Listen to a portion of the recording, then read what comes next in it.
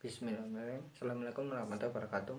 Pada kesempatan hari ini saya akan membuat vlog Oman Awkat Aja part 65. Nah, di part 65 ini saya akan membahas tentang 7 daya tarik dari rivalitas positif. Nah, saya menyebutnya positif ya karena memang saya ingin mengedukasi bagaimana sih rivalitas positif itu. Nah, bukan rivalitas negatif ya, karena mindset dari banyak orang ya, ini rivalitas ini saling menjatuhkan ataupun saling bunuh atau saling bentrok, saling rusuh. Nah, ini memang ya yang terjadi di lapangan ini memang seperti itu kebanyakan. Nah, tapi ada satu sisi yaitu rivalitas positif. Nah, rivalitas positif itu bagaimana dan bagaimana caranya, terus apa tujuannya. Nah, ini kan saya akan membaginya bagaimana 7 cara rivalitas dalam tanda kutip rivalitas positif.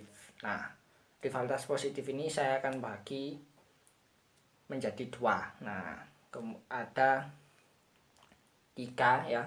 Kan ini 7, ada 3 yang rivalitas positif dari sisi supporter, kemudian sisanya 4 ini ada rivalitas positif dari sisi tim. Nah, oke, kalau gitu kita akan membahas rivalitas positif dari sisi supporter. Nah, yang sudah saya jelaskan ya, yaitu ada 3. Yang pertama ini adu kreativitas dengan supporter, antar supporter ya.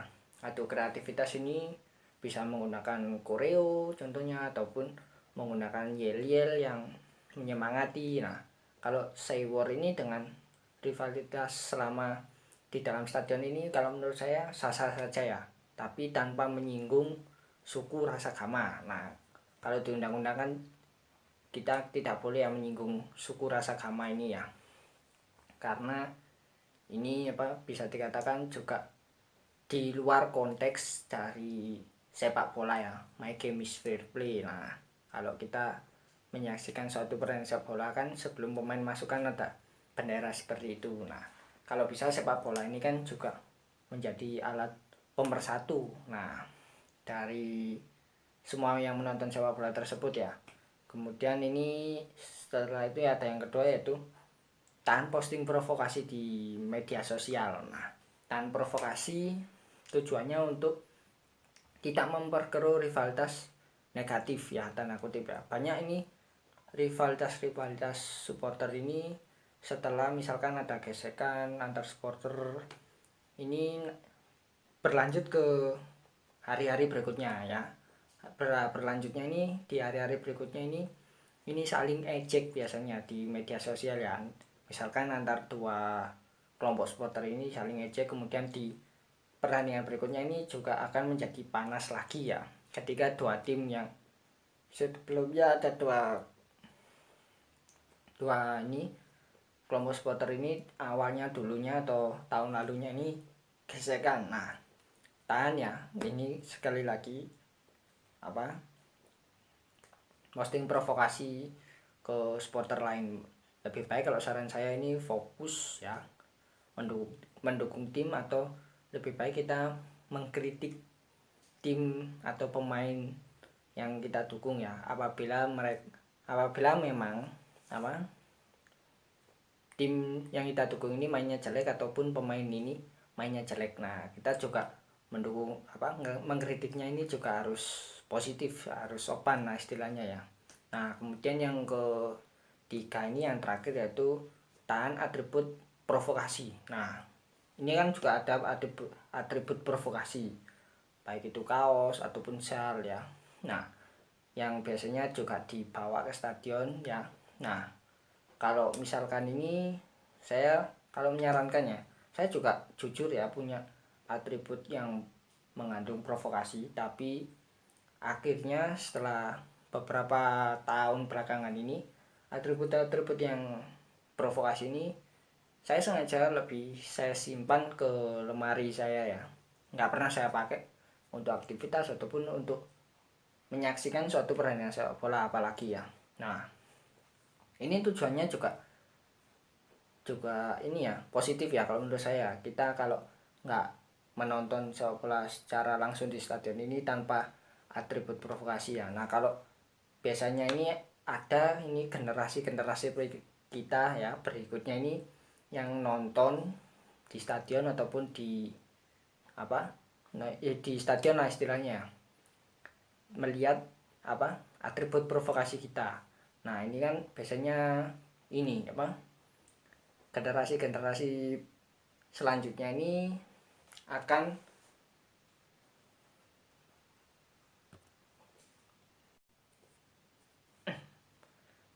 ini tan atribut provokasi ya nanti, karena generasi kita intinya juga akan mencari tahu ya bagaimana kok ini atribut kok provokasi ini kok bisa seperti ini, bagaimana alur rivalitasnya seperti apa. Nah ini yang dikhawatirkan nanti adalah salah kaprah tentang rivalitas dengan apa supporter ataupun tim lainnya untuk generasi kita ke depannya. Nah untuk generasi kita ke depannya ini juga siapa sih yang mau terus-terusan berrivalitas negatif ya, saling baku hantam, saling bunuh ataupun apa ya, intinya rivalitas negatif. Nah kemudian yang keempat, nah kalau di penjelasan awal ini saya keliru.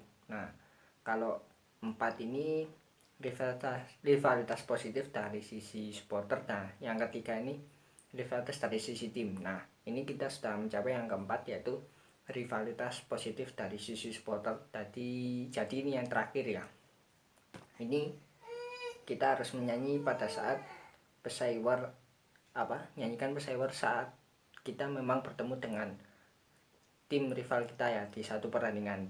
Jadi jangan kita menyanyikan saywar atau menyanyikan ejekan kepada supporter rival kita tanpa kita ketika tidak bertanding di pertandingan tersebut. Nah ini kan bisa dikatakan saywar atau saywar yang salah kaprah kalau menurut saya ya. Nah ini kalau menurut saya komennya saya seperti ini aja sih, nggak selebar-lebar ya bagaimana saywar yang merupakan saywar salah kaprah kalau menurut saya. Kemudian ada 3 lagi ya, ini dari sisi tim ya, rivalitas positif ya. Yang kelima ini adalah keseruan kompetisi. Nah keseruan kompetisi ini juga menjadi bumbu yang menarik ya ketika ada rivalitas positif dari 2 tim ya. Ini misalkan tim A dan tim B ini adalah tim yang saling kompetitif dengan rivalitasnya ya di suatu liga suatu negara. Nah kemudian yang keenam ini klub akan berbenah ini dalam artian bersaing ya.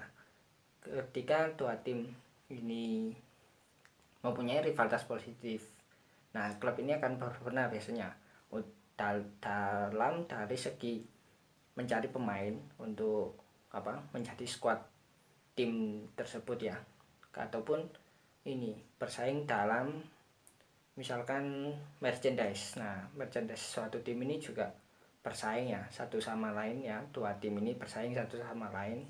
Kemudian juga ini yang terakhir ini daya tarik pemain, yang ketujuh ini yang terakhir ya, karena daya tarik pemain ini biasanya pemain asing ini akan mencari tahu ya tim yang akan dibela atau tim yang dibela ini mempunyai rivalitas seperti apa dengan tim-tim yang menjadi kompetitornya di kompetisi tersebut. Nah kalau kita bicara kompetitor ini pasti yang akan dicari adalah rivalitas tim yang didukung atau tim yang mau didukung ini dengan tim apa dan bagaimana sejarahnya. Kemudian intinya seperti itulah, bagaimana sejarahnya, bagaimana rivalitas ini berjalan. Nah ini juga akan menjadi daya tarik rivalitas positif dari sisi pemain. Nah demikian ya vlog saya kali ini. Terima kasih yang sudah menonton. Assalamualaikum warahmatullahi wabarakatuh.